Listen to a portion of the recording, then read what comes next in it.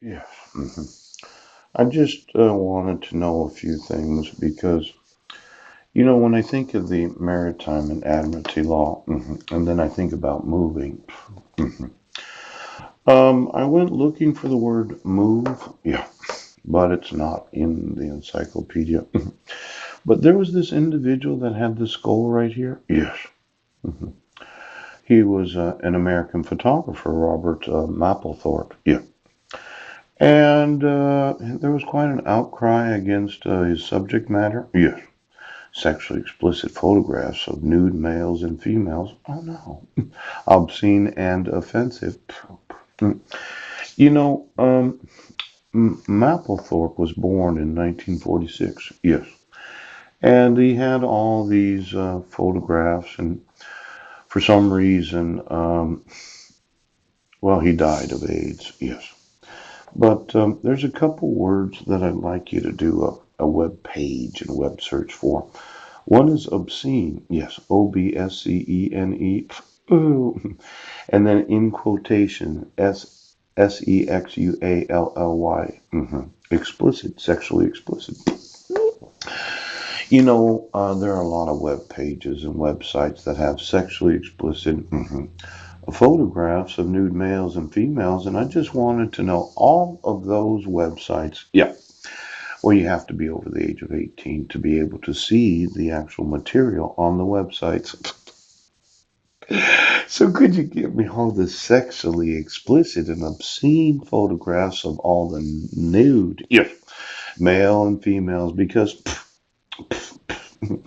I just want to know, is anybody been looking at that? Yeah. Now, there's one of those big questions because, well, let's say you're under the age of 18 and you shouldn't be looking at that. And I mentioned a special weapon. I would want to know each and every individual IP addresses. Yes. Checkouts. And if available, facial recognition technology. Yeah. Just making sure that every photograph. Ouch. Now, the marathon. Yes. A very long race. Yeah. Could you get me all of those that have participated in each and every marathon of this nation? Yeah. For the last 20 years, that I had noticed a lot of them are slender. Yes, not a lot of very large-breasted women are marathoners. For whatever reason, I don't know why that is. But let's say you're triple D or larger, and you are a marathoner, and you do like running 26 miles and 385 yards. Um, I'd like to know if you'd like to volunteer to give me a baby and coach. The thought of making love to a woman that is a marathoner. See, my plan was to work out, yes, an hour a day strength training as soon as I'm able to get my rights enforced. Yeah. And sue all of those that are legally liable right now. But my second year plan, yes, after building up my muscles, getting my teeth fixed, yes, working on getting that sleep study so that I'm in a hotel where I can have some sort of they have what's known as an air cleaner. Yes, they have ionic air cleaners. Yes, they have filtration air cleaners. Yes. And as much as I do enjoy where I've been sleeping at, I've been having some difficulty getting rental assistance. And the thought of me sleeping in a room with an air cleaner so that I could breathe at night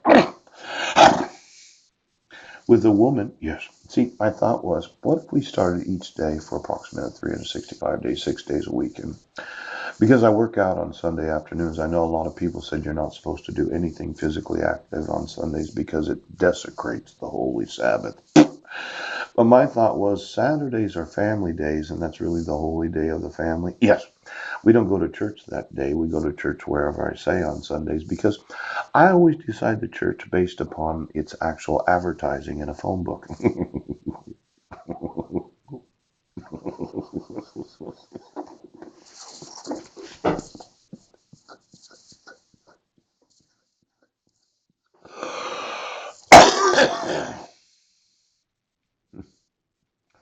Being the giver that I am, I make sure to give an offering on my gross every week. And since I don't want anybody to know what Christian church we're going to, I randomly pick a church Sunday morning and I call them up and ask them, what time is your service time?